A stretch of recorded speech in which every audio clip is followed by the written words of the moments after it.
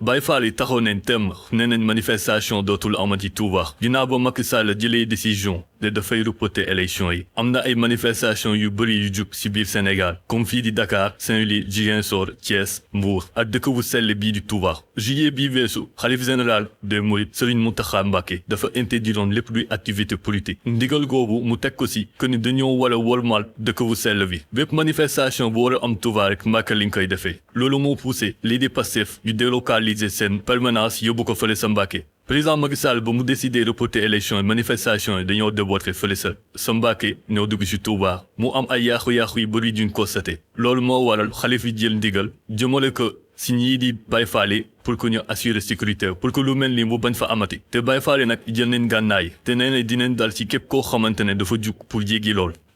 képp koy politique wala ngay manifester booy boo nga fas yéene defe ji ko Mbàkke mbaa feneen waaye képp ku ko defati si lu tudd Touba donte da ngaa jéggi rond-point bii 2 mètres danañ jàmmarloo ak yow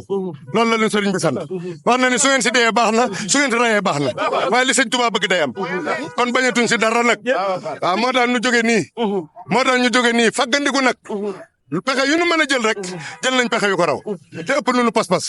kon nag ñoom nañ xam ne li sëñ Tuubaa bëgg tënku si mooy seen njariñ suñu ko defee muy jàmm suñu ko defut it gàcce rek a si mujj. situation bi nag compliqué na lool est-ce que Baye Fall yi rek war nañ mën a assurer sécurité est-ce que nekkul lu police wala gendarmerie ñoo war a def loolu noonu parce que normalement ku war a assurer sécurité benn bërëb war naa mën a am formation boo xamante ne daf lay mën a permettre nga mën a jàmmaloo yenn situation yi sinon abus yu bëri mën na fa am ñuy fàttali fa jamono yële passé dafa amoon ay Baye Fall yoo xamante ne dañoo defoon benn perquisition ci benn kër coowal jug am benn Baye Fall bu ñu fa rey am ñu soo blessé. dafa tëdd man mu dugg sama néeg sama baay xaar ko après mu jàpp ba pare julli daal di tëddaat ci lalam jàkkaarloog juraam ci la ñu ñëw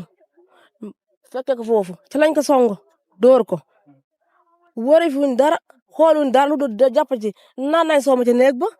vérifié nañ bagage ba jël sama doom yi tëddoon sànni ko ci état bu gone gi nekk mooy parental bi ma jëloon léegi sànni ko ci état bi noonu muy wër noonu ah. loolu lépp dafay won ne c'est pas n'importe qui moo mën a assurer sécurité population yi bien que Touba statut particulier la am mu di titre foncier lan mooy seen xalaat ci mbir mi est-ce que d'accord ngeen manifestation war na am biir Touba est-ce que Baye Fall yi am nañ droit pour assurer kaaraange lii di doomu aadama yi jox la ñu seen xalaat à travers le commentaire bu leen fàttee abonné wu ngeen laisser benn pouce bleu sur ce ñoo ngi waxante ba beneen sur 2K Dakar.